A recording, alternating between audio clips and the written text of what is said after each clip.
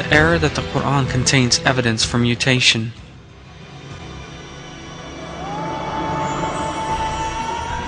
In addition to natural selection, another natural phenomena indicated as a so-called evolutionary mechanism is that of mutation.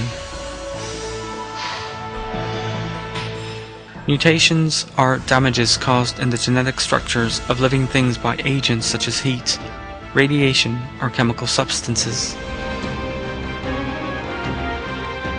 Mutations damage and disrupt the DNA sequence in the living cell.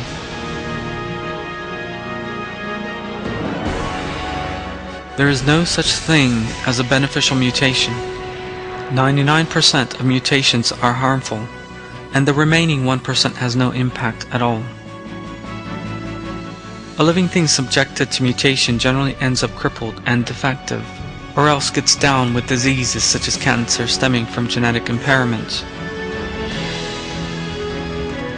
In short, mutations add no new information to DNA, for which reason mutations cannot endow a life form with any new characteristics or organs. No evolutionary effect of mutations has ever been observed to this day. As with the subject of natural selection, the proponents of the delusion of evolutionary creation look for so-called evidence from the Quran.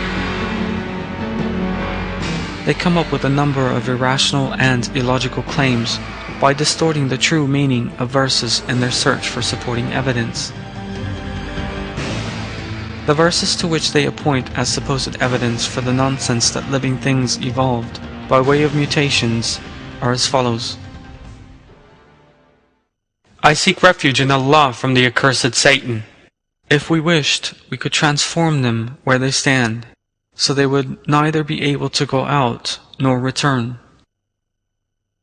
You are well aware of those of you who broke the Sabbath. We said to them, be apes, despised, cast out. Then, when they forgot what they had been reminded of, we rescued those who had forbidden the evil and seized those who did wrong, with a harsh punishment because they were deviators. Say, shall I tell you of a reward with Allah far worse than that of those whom Allah has cursed with and whom He is angry, turning some of them into monkeys and pigs, and who worshipped false gods. Such people are in a worse situation and further from the right way. So he threw down his staff, and there it was, unmistakably a snake. The first verse describes how Allah will punish some people by putting their bodies into a different form, in which they cannot move.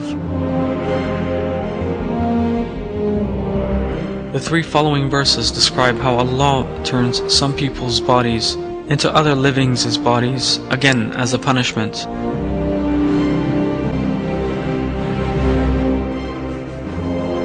The final verse describes how Allah turned the Prophet Moses' peace be upon him staff into a snake.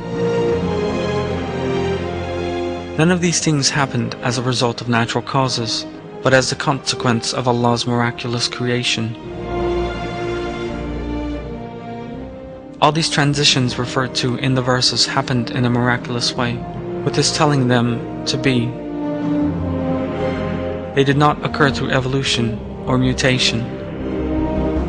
It is nonsensical to seek to establish any link between these verses and the theory of evolution.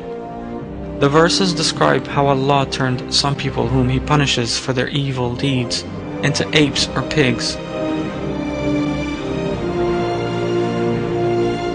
Even if we imagine that these changes did not take place instantaneously, it is nevertheless clear that they must take place within the average human life expectancy of 60 to 70 years.